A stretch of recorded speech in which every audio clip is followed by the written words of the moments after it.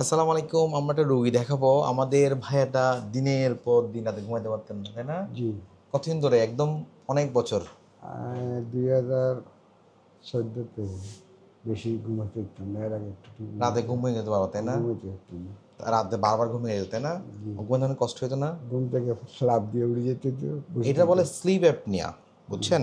দেখেন রাতে আপনার বারবার ঘুম ভেঙে যেত, বারবার খালি প্রস্রাব ধরতো, জি তাই না? জি জি জি। তারপর হচ্ছে মনে হতো কেউ আমার গলা ডুবে মেরে ফেলতেছে, এরকম মনে হতো না একটু? এরকম। মানে একটা ভয় কাজ করতো। জি। হঠাৎ করে নিঃশ্বাসটা বন্ধ হয়ে উঠে যেতেন। তারপর হচ্ছে বুকটা দরজা করতো, তাই না? জি। আপনার কি হয়? আমার বড় ভাই। একটু বলেন না আপনার কথা শুনি। একটু প্রবলেমগুলো বলেন তো একটু। রাখেন, সমস্যা নেই। হ্যাঁ।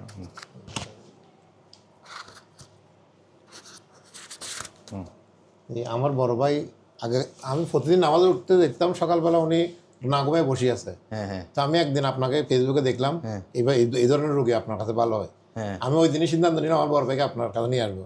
আল্লাহর রহমতে আপনার কাছে আসার পরে আমার বড় ভাই এখন পুরোপুরি সুস্থ। ঘুমাই। আলহামদুলিল্লাহ, আমি আপনার জন্য দোয়া করি। দেখেন আমাদের ওইটা কেন ঘুমাইতে পারতাম না সেটা বলি। তার স্লিপ অ্যাপনিয়া। স্লিপ অ্যাপনিয়া জিনিসটা কি?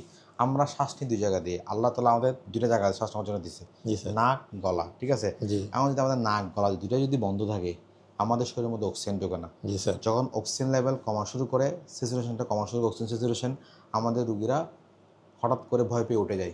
এইসব রুগীরা কিন্তু ঘুমের মধ্যে কার্ডিয়াক অ্যারেস্ট হয়, হার্ট অ্যাটাক করে, স্ট্রোক করে, যখন অক্সিজেন লেভেল 60% নিচে কমে যায়। কথা বুঝতে পারেন? আপনার ভয় লাগতো না মাঝে মাঝে? এই মনে মরে যাচ্ছেন, ঠিক আছে? এখন কেমন লাগে? আমরা রোগীটা স্লিপ সার্জারি করছি, সেটা আবার মাল্টিপল অপারেশন। নাকের মাংস, গলার টনসিল, ফ্যারিঙ্গোপ্লাস্টি, ফ্যারিংস, আলাজিব্বা, অর্থাৎ ইগুলোপ্লাস্টি, অল একসাথে। বুঝতে পারছেন? জি স্যার। আমরা একটু দেখাই রোগীটাকে আজকে। দেখেন, প্রথমে গলা দেখাই একটু দেখেন। আচ্ছা ভাইয়া, ওনার গলায় কোনো জায়গা ছিল?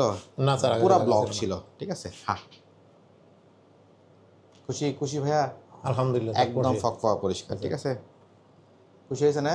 জি স্যার, আলহামদুলিল্লাহ। এখানে কোনো জায়গা ছিল? ওনার কোনো জায়গা ছিল? কোনো জায়গা ছিল না, বন্ধ ছিল একদম এগুলা। ক্লিয়ার, তাই না? নাকটা দেখাই। একদম ক্লিয়ার, ঠিক আছে? জি স্যার, ওনার নাকে কোনো জায়গা ছিল আগে? না, আগে কার জায়গা ছিল না স্যার। খুশি ভাইয়া? একদম ক্লিয়ার দেখেন। জি স্যার, মাশাআল্লাহ।